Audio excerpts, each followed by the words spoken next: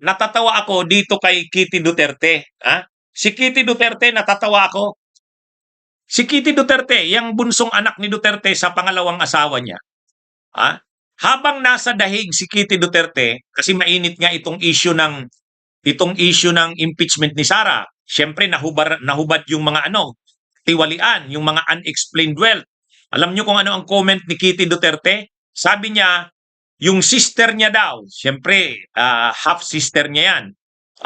Yung sister niya daw, na si Sara Duterte, kilala niya daw yan. Sabihin mo na daw kung ano ang lahat tungkol sa kanyang kapatid na si Sara, pero hindi daw ito magnanakaw. Alam niya daw yan. Honest daw ang kanyang kapatid. Wow. ha? Ha? Mga kabunyog, yun ang statement ni Kitty Duterte. Sabi ni Kitty Duterte, kasi lumabas na nga sa pagdinig ng Kamara, di ba? Lumabas na sa Justice Committee yung mga unexplained wealth.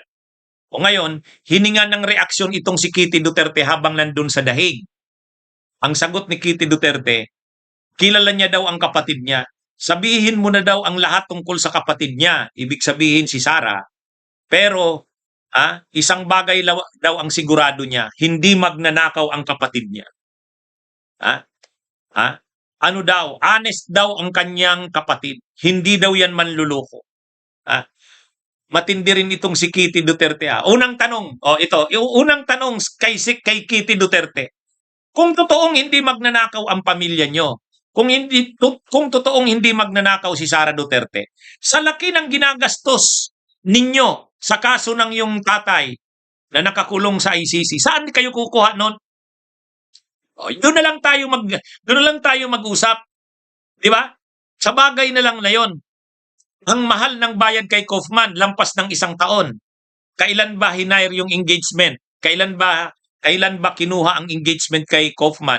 Ay syempre na-aresto si Duterte March 11, March 11.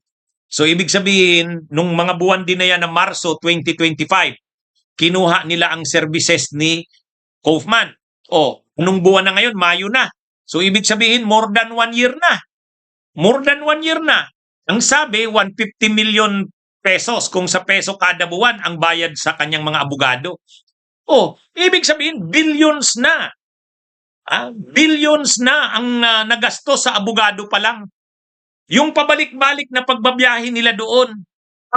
Pabalik-balik na pagbabiyahe nila doon. Ako alam ko ang gastos pagpupunta ng Europe. Kasi naka-4 na balik na ako sa Europe. Naka-4 na balik na ako dyan. At bawat balik ko dyan, nag-iipon ako. Hindi ko kayang sa 1 taon, dalawang beses pumunta ng Europe. Kasi malaking gastos. Milyon ang gastos pagpunta sa Europe, lalo na kung pamilya kayo. Lalo na kung mga 4 lang kayo katao. Milyon ang gastos. Ay itong mga Duterte, pabalik-balik sila sa dahig. Ngayong week, pupunta si Kitty Duterte sa kayong mother niya, si Hanilet. Sunod na linggo naman, si Sara. Sumunod na linggo naman, si Labaste. Ako si Pulong naman. Kasama pa yung kanilang mga asawa. Kasama pa yung kanilang mga anak. Kasama pa yung mga po ni Duterte.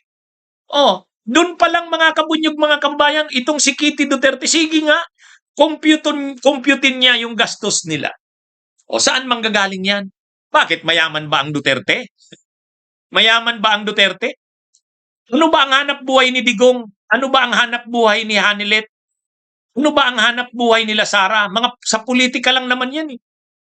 Sa politika lang naman yan, yung pamilya na yan. Bakit yayamang ka ba ng ganyan sobra sa Pilipinas? Kung sa politika lang, kung hindi ka mangungurakot? Hindi, sa totoo lang mga kabunyog, mga kababayan. Yung sinasabi ni Kitty Duterte na honest daw yung kanyang kapatid. Panood ko lang yung sinabi ni Kitty Duterte na yon. Lahat na daw sabihin mo tungkol sa kanyang kapatid na si Sara, pero isang bagay lang daw ang sigurado niya. Hindi daw magnanakaw ang kapatid niya. Punuhin lang natin. Kahit wala tayong mga ebidensya yang tungkol sa AMLAC na yan. Wag na natin munang tingnan yung AMLAC. Wag na muna nating tingnan yung AMLAC. Assuming wala yan, Assuming wala yang sa Anti-Money Laundering Council, yung mga pinakitang 6.77 billion na transactions, inflow, outflow. Wag na muna nating ipakita 'yun.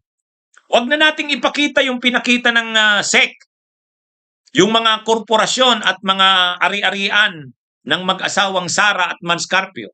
Wag na muna nating ipakita o pag-usapan yung pinakita ni Trillanes.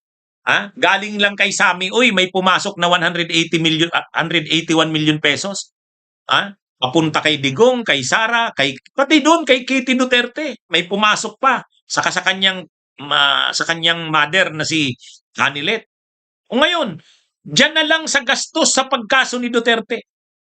Yang kaso ni Duterte na yan sa ICC, yung pambayad sa abogado, yung pabalik-balik nila doon, na biyahe nila doon. Yung ganyang gastos, bilyon na yan. Bilyon na yan. Saan naman kukuha ang Duterte ng bilyon? Sige nga. Kitty Duterte, saan kukuha ng bilyon ng pamilya nyo? Kaya sa totoo lang, mga kabunyog, doon pa lang makikita mo na. Sa lifestyle pa lang ng mga Duterte, lifestyle pa lang ng mga Duterte, ito pa lang pabalik-balik nila na ito doon sa dahig, grabe ng gastos yan. And yet, pinagmamalakihan ng mga Duterte, hindi sila hihingi ng anumang donasyon or kung anuman, hindi sila hihingi ng anumang tulong sa mga kaibigan, hindi. Di ba? At saka yung mga ari-arian ni Manscarpio sa ni Sara Duterte, saan galing ang kapital doon? Yung transaksyon sa bangko na 6.77 billion, suspected transaction sa covered transaction, saan galing yun? Kaya itong si Kitty Duterte,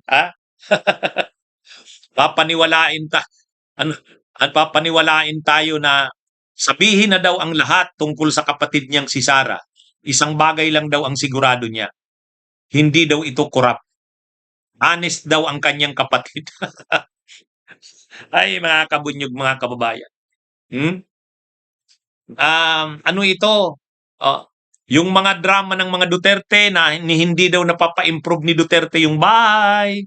Tapos kumakain si Digong sa karinderya, si Sara Duterte kumakain din sa karinderya, yung swilas ng sapatos ni Duterte ay sira na. Ay, lukuhin nyo ang mga lilong nyong panot. Di ba? Ano yan eh? Sa lifestyle pa lang ng mga Duterte, yung anak ni Pulong, yung Omar Duterte, yung anak ni Pulong, yung mataba, congressman na ngayon. Ano ang lumalabas?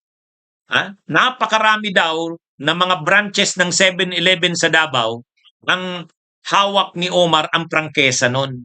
Kita nyo yan? Pumunta sa dahig. Actually, pumunta yung Omar na yun sa dahig, kasama yung asawa, kasama yung anak. Ibig sabihin, ano na yun? Apo na sa tuhod ni Duterte yun. Kasi yung Omar, po yun ni Digong.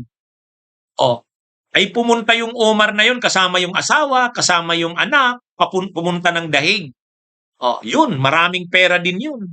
Actually, kumakalat sa social media yon, yung Omar daw na yun, yung anak ni Pulong.